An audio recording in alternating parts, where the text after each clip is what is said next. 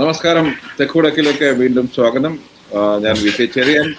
എൻ്റെ സുഹൃത്തും അക്കാഡമിക്കുമായ ശ്രീ ദാമോദർ പ്രസാദാണ് എൻ്റെ കൂടെ ഇന്ന്. ഞങ്ങൾ ഇന്ന് ഡിസ്കസ് ചെയ്യാൻ ഉദ്ദേശിച്ചിരിക്കുന്നത്, ദാമോദർ പ്രസാദ് പ്രത്യേകിച്ച് അദ്ദേഹം ഒരു മീഡിയ ഒബ്സർവറും അക്കാഡമിക്കും ആയതുകൊണ്ട് എന്താണ് കേരളത്തിലെ തിരഞ്ഞെടുപ്പ് തിരഞ്ഞെടുപ്പ് ക്യാമ്പയിൻസ് കൊണ്ടുവരുന്ന ഇഷ്യൂസ്. ഇന്നലെ നമ്മൾ കണ്ടു CPM-ന്റെ ടേൺ, ഒരു വിധത്തിൽ പറഞ്ഞാൽ യുഡി പ്രവേശനത്തിൽ. ഇത് ആ സമയത്ത്, ഇത് തുടങ്ങിയ സമയത്ത് തന്നെ പലരും പറഞ്ഞാണ് ഇതിലെ കൈവച്ച് കൈ പൊള്ളിക്കരുത്, നിങ്ങൾ ഇതുപോലെ തന്നെ അതിന് ബന്ധപ്പെട്ടവർക്ക് വിട്ടുകൊടുക്കുക. പക്ഷെ അന്ന് നവോത്ഥാനം എന്നൊക്കെ പറഞ്ഞ CPM ഒരു ലെവലിലേക്ക് പോയി. അതുപോലെ തന്നെ വികസനം, BJP കൊണ്ടുവരുന്ന വികസനം, CPM കൊണ്ടുവരുന്ന വികസനം ഒരു തരത്തിൽ നിൽക്കുന്നു, ഒരു ഇഷ്യൂ ആയിട്ട് നിൽക്കുന്നു.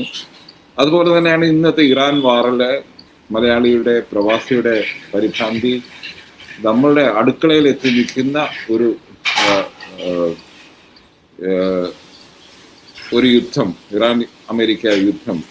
ഏകദേശം LPG ഡൽഹിയിൽ പോലും പല ഗാവുകൾ, അല്ലാതെ ഇവിടെ ഗ്രാമങ്ങൾ എന്ന് പറയുന്ന സംഗതികളുണ്ട്. അതായത് എന്താണ്, വളരെ തികച്ചും തൊഴിലാളികളും അല്ലെങ്കിൽ ചെറിയ കച്ചവടക്കാരും ഒക്കെ താമസിക്കുന്ന ഇടങ്ങളിൽ അവരൊക്കെ LPG കിട്ടാതെ ഇപ്പോൾ ഇലക്ട്രിക് ഇൻഡക്ഷൻ കുക്കറിലേക്ക് പോകുന്നു. ഇൻഡക്ഷൻ കുക്കറിൻ്റെ വില 3 ഇരട്ടി 4 ഇരട്ടി കൂടിക്കഴിഞ്ഞു. നാട്ടിലും ഇതേ സിറ്റുവേഷനിലേക്ക് പോകും എന്നാണ് ഇന്നത്തെ സൂചന. ദാമോദർ, എന്താണ് കേരളത്തിലെ ഇന്ന് നോക്കുമ്പോഴുള്ള ഒരു മെയിൻ ഇലക്ഷൻ ഇഷ്യൂ? യുവതി പ്രവേശനമാണോ, LPG ആണോ, വികസനമാണോ, മറ്റു എന്തെങ്കിലുമാണോ? യുവതി പ്രവേശനം, സാർ ആദ്യം യുവതി പ്രവേശനം ഒരു പ്രധാനപ്പെട്ട ഇലക്ഷൻ ഇഷ്യൂ ആയി മാറുമോ എന്ന കാര്യത്തിൽ എനിക്ക് സംശയമുണ്ട്. കാരണം അതൊരു നമ്മളൊരു ഇമ്പാക്ട് ഉണ്ടാക്കി പോയതാണ്. മാത്രമല്ല, ശബരിമല കഴിഞ്ഞ കുറച്ച് കാലമായിട്ട് സജീവമായിട്ട് നമ്മുടെ വാർത്താമാധ്യമങ്ങൾ ഉണ്ടായ വിഷയമാണ് ശബരിമല. അത് ശബരിമല അവിടെ നടന്നിട്ടുള്ള സ്വർണ്ണപ്പാളി, വാതിൽപ്പാളി, കൊള്ളയെ ബന്ധപ്പെട്ട വിഷയം ഓൾറെഡി മാധ്യമത്തിൽ ഉണ്ടായിരുന്നത്. പഞ്ചായത്ത് തെരഞ്ഞെടുപ്പിൽ അതിന് ഇമ്പാക്ട് ഉണ്ടാക്കുകയും ചെയ്തു. ഇപ്പൊ അതിൽ അറസ്റ്റ് ചെയ്യപ്പെട്ട CPM നേതാക്കൾ ഉൾപ്പെടെ എല്ലാവർക്കും ജാമ്യം കിട്ടി. അതിലൊരു CPM നേതാവിനെതിരെ, പത്മകുമാറിനെതിരെ അദ്ദേഹത്തിന്റെ പത്തനംതിട്ട പാർട്ടി നടപടിയെടുക്കുന്നു. വാർത്തയും കൂടി, അല്ലെങ്കിൽ CPM വാർത്ത ജനങ്ങളിലേക്ക് എത്തിക്കിട്ടായി നടപടിയെടുക്കുന്നു. അപ്പൊ ആ നിലയിൽ അത് സോർട്ട് ഔട്ട് ചെയ്യാൻ ശ്രമം നടക്കുന്നത്. പക്ഷേ ഒപ്പം തന്നെ അതിന് മുൻ ദേവസ്വം മന്ത്രി കടകംപള്ളി സുരേന്ദ്രനെതിരെ ഈ കേസിൽ പ്രതികളായിട്ടുള്ള പോറ്റിയും അവരൊക്കെ തന്നെ മറ്റൊരു കേസ് കൊടുക്കുന്നുണ്ട്, കാര്യം ഈ സാമ്പത്തിക ഇടപാടായി ബന്ധപ്പെട്ട്. അപ്പൊ അത് എങ്ങനെ ഡെവലപ്പ് ചെയ്യുന്ന കാര്യം, അത് അവിടെ ഒരു ഇഷ്യൂ നിൽക്കുന്നുണ്ട്. പക്ഷെ അതൊരു ഇമ്പാക്ട് ഉണ്ടാക്കിപ്പോയി. അങ്ങനെ പശ്ചാത്തലത്തിലാണ് പെട്ടെന്ന് സുപ്രീം കോടതി ഈ ഇലക്ഷന്റെ സമയത്ത് തന്നെ ഈ വിഷയം, യുവതി പ്രവേശന വിഷയം എടുക്കാൻ തീരുമാനിച്ചത്. അപ്പോൾ CPM-ന് അതിന് നിലപാടുണ്ടായിരുന്നു. സർക്കാരിന് പിണറായിക്ക് വ്യക്തിപരമായിട്ട് തന്നെ ഒരു നിലപാടുള്ള വിഷയമായിരുന്നു. ഞാൻ പക്ഷേ സാറെ കാണുന്നത് അതിനെ എങ്ങനെയാ വെച്ചിട്ടുണ്ടെങ്കിൽ, തുടക്കം മുതൽ തന്നെ പിണറായിയെ സംബന്ധിച്ചോളം അതൊരു നവോത്ഥാനം എന്ന രാഷ്ട്രീയം പറയുമ്പോഴും അതിൻ്റെ അകത്തൊരു പൊളിറ്റിക്കൽ ആയിട്ട് ഈ ഒരു ഇലക്ട്രൽ പൊളിറ്റിക്സ് അതിൻ്റെ അകത്ത് പ്രായോഗികമായ രാഷ്ട്രീയം പിണറായിക്ക് ഉണ്ടായിരുന്നു വിചാരിക്കുന്നത്. കാരണം ശബരിമലയെ കുറിച്ചുള്ള തെറ്റായ അസസ്മെന്റ് CPM ഉണ്ടായിരുന്നു. കാര്യം ശബരിമല വിശ്വാസ സമൂഹത്തെ സംബന്ധിച്ചോളം അതൊരു NSSന്റെ അജണ്ട മാത്രമാണെന്നും അതിലല്ലാതെ NSS ഇതര ഹിന്ദു കമ്മ്യൂണിറ്റി മുഴുവൻ ഒരുപക്ഷെ ഈ ക്ഷേത്രപ്രവേശന പാരമ്പര്യം മുൻനിർത്തിക്കൊണ്ട് ഇടതുപക്ഷത്തിന്റെ രാഷ്ട്രീയത്തിനൊപ്പം നിൽക്കുമെന്നും, ഒപ്പം തന്നെ കേരളത്തിലെ ന്യൂനപക്ഷ സമൂഹങ്ങളും, അത് മുസ്ലിം സമൂഹം, ക്രൈസ്തവ സമൂഹമൊക്കെ തന്നെ ഈ വിഷയത്തിൽ പിണറായിയോട് യോജിക്കുമെന്നൊരു തെറ്റായ അസസ്മെന്റ് ആയിരുന്നു നവോത്ഥാനത്തിന്റെ പിറയിലുണ്ടായിരുന്നത്. അല്ലാതെ നവോത്ഥാനം, പിണറായിക്ക് അതിനൊരു ഐഡിയോളജിക്ക് നവോത്ഥാനം കൊടുത്തിരുന്നെങ്കിലും അതിന്റെ പ്രായോഗികമായ രാഷ്ട്രീയത്തിൽ ഉദ്ദേശിച്ചത് NSS ഇതര അല്ലെങ്കിൽ സവർണിതര കമ്മ്യൂണിറ്റിയും ബഹുഭൂരിപക്ഷം വരുന്ന ന്യൂനപക്ഷ വിഭാഗം കൂടി ചേർന്ന ഒരു പുതിയൊരു രാഷ്ട്രീയ സാധ്യതയായിരുന്നു അന്ന് നോക്കിയത്. പക്ഷെ കേരളത്തിൽ വിശ്വാസ സമൂഹം ഒന്നടങ്കം അത് ഈ ക്ഷേത്രപ്രവേശനം വളരെ വ്യത്യസ്തമായിട്ട് ഈ അബ്രാഹ്മണ ക്ഷേത്രമായ ശബരിമല ഒരു പ്രത്യേക, എല്ലാ വിശ്വാസികൾക്കും പോകാൻ ക്ഷേത്രം ഒരു പ്രത്യേകതയുണ്ട്. ആ ദക്ഷിണേന്ത്യൻ ഒരു തീർത്ഥാടന കേന്ദ്രം മറ്റു ക്ഷേത്രങ്ങൾ വ്യത്യസ്തമാണ്. മാത്രമല്ല പഴയ ക്ഷേത്രപ്രവേശനം പോലെ ഒരു സ്ഥിതിവിശേഷമല്ല നിലനിൽക്കുന്നത് കേരളത്തിൽ. അപ്പൊ അത് പെട്ടെന്ന് ഇമ്പാക്ട് ഉണ്ടാക്കുകയും അത് നേരെ മറിച്ചെടുക്കുകയും ചെയ്തു, ഒട്ടും വൈകാതെ. എന്നാൽ അതില് നമ്മൾ നോക്കുകയാണെങ്കിൽ അതിനെക്കുറിച്ചൊരു പുനർവിചിന്തനം നടത്തുന്നത് ഇപ്പോഴല്ല. അന്ന് കഴിഞ്ഞ 2019 ലോക്സഭാ തെരഞ്ഞെടുപ്പ് കഴിഞ്ഞ ഉടനെ തന്നെ വീടാന്തരം കയറി മാപ്പ് പറയുന്ന സ്ഥിതിയെത്തി. കാര്യം അപ്പൊ തന്നെ ഈ CPM ആ നിലപാടിന് മലക്കം പറഞ്ഞു. ഇപ്പൊ കോടതി ഒരുപക്ഷെ ഗവൺമെന്റ് പ്രതീക്ഷിച്ച് കാണില്ല, സുപ്രീം കോടതി കേസ് ഇലക്ഷൻ സമയത്ത് എടുക്കുന്നത്. അത് ഒരു പ്രത്യേക പ്രതിസന്ധി ഗവൺമെന്റ് സൃഷ്ടിച്ചു. അപ്പോൾ ഒരു നിലപാടെടുക്കുന്ന എങ്ങനെയാണ് കരുതി വേണം എടുക്കാൻ. കാരണം ഇതിൽ പഴയ നിലപാട് പോകണമെങ്കിൽ ഇപ്പോൾ CPI അടുത്ത് നിൽക്കുന്ന NSS പോലെ സംഘടന അല്ലെങ്കിൽ SNDP പോലെ സംഘടനയിൽ വലിയ വിഭാഗം ഹിന്ദു മേൽക്കൈയുള്ള സംഘടനകളാണ് ഹിന്ദു ജനജാതി വിഭാഗങ്ങളിൽ. അവർ തിരിച്ചടിക്കുന്ന ഭയന്നുകൊണ്ടാണ് ഇങ്ങനെ നിലപാടിലേക്ക് വന്നത്. ഇതിൽ തന്നെ ചില വൈരുദ്ധ്യം നിങ്ങളെല്ലാവരും നോക്കിയിട്ടുണ്ടാവും. MP ഗോവിന്ദൻ പറയുന്നു CPI നിലപാട് പഴയ നിലപാട്, അതായത് യുവതി പ്രവേശനമാണെന്ന്. സർക്കാരാണെങ്കിൽ ഈ നിലപാടിൽ കുറച്ച് മയപ്പെടുത്താനും ശ്രമിക്കുന്നു. ഇത് ഒരു പ്രത്യക്ഷ ഒരു കളിയുടെ അകത്ത് സർക്കാർ ഏതല്ല പറയുന്ന ഒരു കമ്മിറ്റി രൂപീകരിക്കുക തുടങ്ങിയ നേരിട്ട് യുവതി പ്രവേശനം അംഗീകരിക്കൽ ഒരു പുതിയൊരു ടാക്ടിക്സ് അതിൻ്റെ ഡെവലപ്പ് ചെയ്യുന്നുണ്ട്. ഇവിടെ അങ്ങനെയാണെങ്കിൽ എനിക്ക് പറയാനുള്ളത് ഞങ്ങളെ കൂടെ കിട്ടുന്ന ഈ അജണ്ട തന്നെ യുവതി പ്രവേശനം എന്ന് കൊണ്ടുവന്ന ആ യങ് വക്കീൽ സ്ത്രീ എന്ന് പറയുന്നത് അവരൊക്കെ ഒരു വിധത്തിൽ പറഞ്ഞ സംഘപരിവാറിന്റെ പല അലൈഡ് ഓർഗനൈസേഷനിൽ കേരളത്തിൽ ഇങ്ങനെ ഒരു അനുപൂർവമായ ജാതി തിരിവ് അല്ലെങ്കിൽ കമ്മ്യൂണൽ ടെൻഷൻ ഉണ്ടാക്കാൻ വേണ്ടി ചെയ്തതാണെന്ന് ഇപ്പം വളരെ വ്യക്തമാണ്. അതുപോലെ തന്നെ അയാൾ സുപ്രീം കോടതി ഇലക്ഷന് തൊട്ട് മുമ്പേ അവരുടെ റോസ്റ്ററിൽ ഇത് വരുക എന്ന് പറയുന്നത് അത്ര ഇന്നസെന്റ് ആയിട്ട് നമുക്കാർക്കും കാണാൻ കഴിയില്ല. അങ്ങനെയാണ് BJP ഇവിടുത്തെ സർക്കാരിന്റെ നീക്കങ്ങൾ മൊത്തം. പക്ഷെ ഇത് മനസ്സിലാക്കി തന്നെയാണ് ഞാൻ കേട്ടിടത്തോളം ഇവിടുത്തെ സെൻട്രലിലെ സീതാറാം യെച്ചൂരിയൊക്കെ ജീവിച്ചിരിക്കുന്ന സമയത്ത് കേരളത്തിന്റെ ഈ പോക്ക് വളരെ അപകടകരമാണ് എന്ന് അവർക്കൊക്കെ തോന്നിയിരുന്നു, ഞങ്ങൾക്കൊക്കെ തോന്നിയ ഒരു സംഗതിയാണ്. പക്ഷെ അത് എന്തുകൊണ്ടോ കേരള CPM അതിന്റെ മുമ്പ് പോയി. പക്ഷെ ഒന്ന് വളരെ വ്യക്തമാണ്, അത് യുവതി പ്രവേശനമാണെങ്കിലും സ്വർണ്ണക്കൊള്ളയുടെ കാര്യമാണെങ്കിലും അയ്യപ്പസ്വാമി എന്തോ നാടൻ ഭാഷ പറഞ്ഞ CPM-നെതിരെ അദ്ദേഹത്തിന് അയ്യപ്പസ്വാമി എന്ത് ഇഷ്യൂ വന്നാലും CPM-ന് കൈകൊള്ളുന്ന ഒരു സിറ്റുവേഷനിലേക്ക് പോയിരിക്കുകയാണ്. അത് വളരെ അത് എനിക്ക് തോന്നുന്നത് അത് CPM-ന് അല്ലെങ്കിൽ സെക്യുലർ പാർട്ടികൾക്ക്, കമ്മ്യൂണൽ അല്ലാത്ത പാർട്ടികൾക്കുള്ള ഒരു വാർണിംഗ് ആണ്. അത് നിങ്ങൾ ആവശ്യമില്ലാതെ ഇതിനകത്ത് കയറി ഇടപെടേണ്ട കാര്യമില്ല. അത് തൊട്ട് കഴിഞ്ഞാൽ എങ്ങനെ വന്നാലും അത് നിങ്ങളുടെ കൈ കൊള്ളും എന്നുള്ളൊരു മുന്നറിയിപ്പ് അത് കോൺഗ്രസിന് ഈക്വലി എനിക്ക് ബാധകമാണെന്ന് തോന്നുന്നു. പക്ഷെ BJPക്ക് മാത്രമല്ല വെച്ചാൽ അവരിത് ഉപയോഗിച്ച് അതിന്റെ എക്സ്പേർട്ടുകളായി ഭരിക്കുന്നവരാണ്. അപ്പൊ അവരെ സംബന്ധിച്ചോളം ഒരു പ്രശ്നമില്ല ഇക്കാര്യത്തിലൊക്കെ. ഇവിടെ നോർത്ത് ഇന്ത്യയിലെ പച്ചയ്ക്ക് ഇന്ന് ന്യൂസ് വന്നിരിക്കുന്നു, ഒരു വളരെ കമ്മ്യൂണൽ പ്രസംഗം തുടങ്ങി വെച്ച് ഡൽഹിയിലെ കഴിഞ്ഞറായിട്ട് ഏകദേശം സ്പാർക്ക് ഓഫ് ചെയ്ത അയാളെ പിടിച്ച് മന്ത്രിയാക്കി.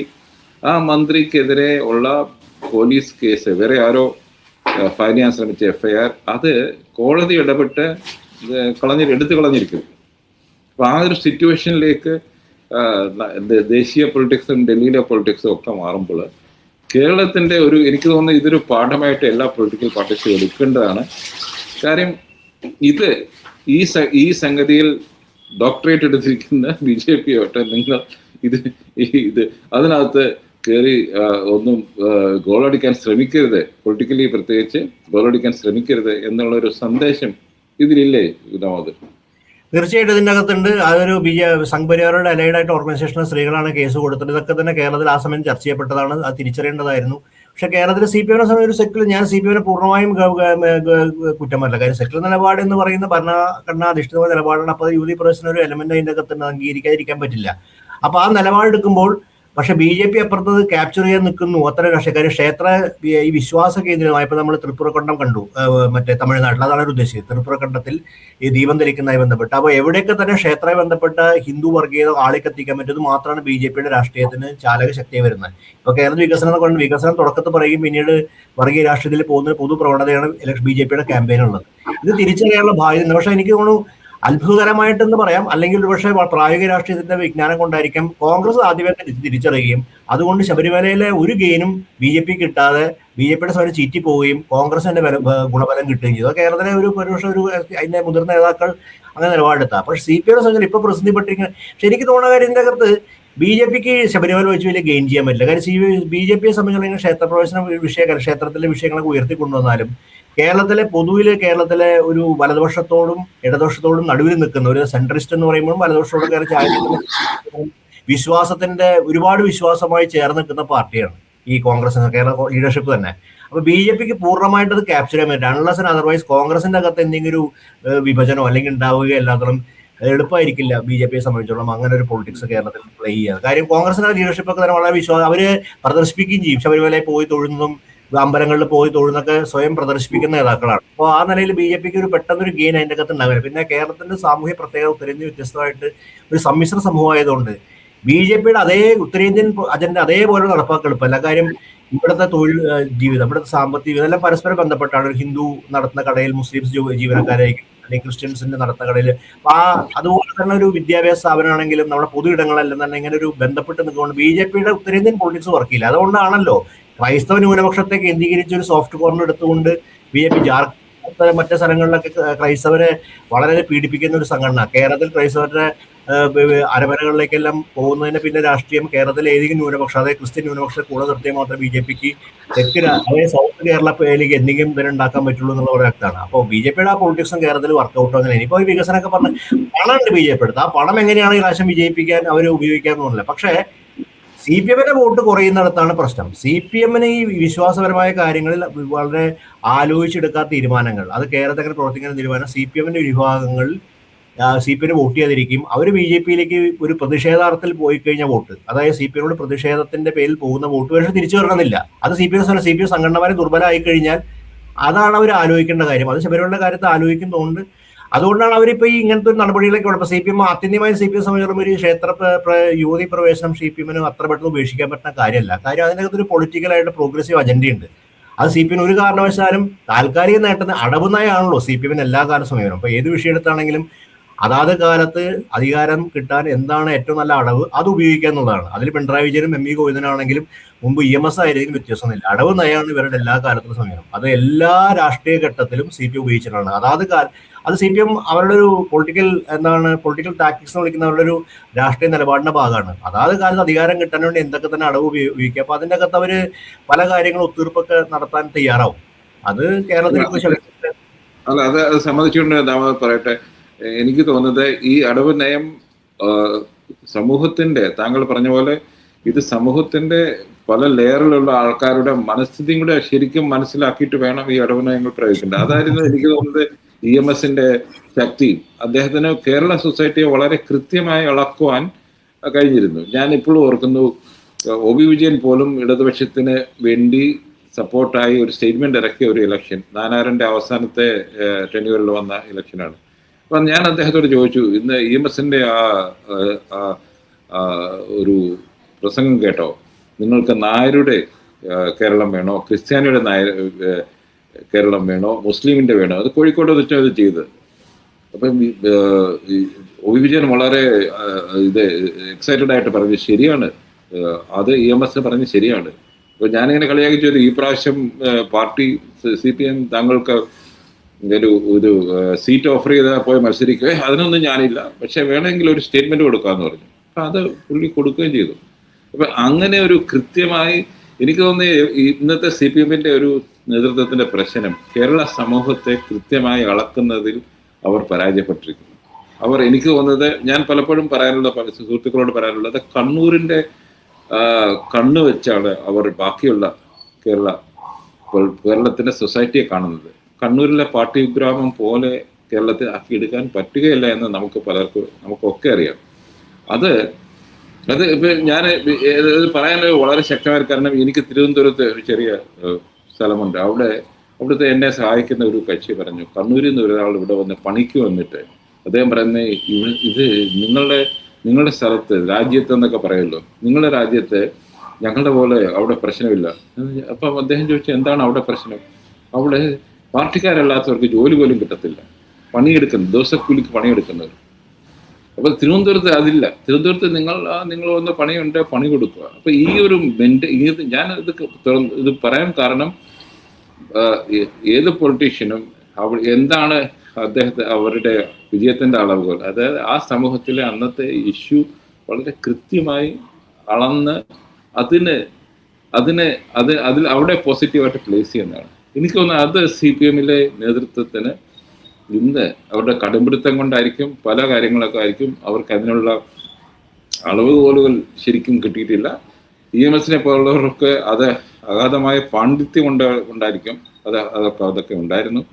അപ്പോൾ എനിക്ക് തോന്നി ഈ യുവതീ പ്രവേശനത്തിന്റെ ഇഷ്യൂല് പാളിപ്പോകാനുള്ള ഒരു കാരണം ഇതാണ്. നവോത്ഥാനം എന്നൊക്കെ നമുക്ക് പറഞ്ഞ് പിടിച്ചു നിൽക്കാമെന്നുള്ളത് മാത്രമേ ഉള്ളൂ. പക്ഷേ ഇത് ഈ ഒരു സംഗതി അവർ തന്നെ മനസ്സിലാക്കി അതിന് വേണ്ട പരിഹാരം ചെയ്തില്ലെങ്കിൽ CPM അവരുടെ ചരിത്രപരമായ വേറൊരു പരാജയമായിട്ട് മാറും എന്നാണ് തോന്നുന്നത്.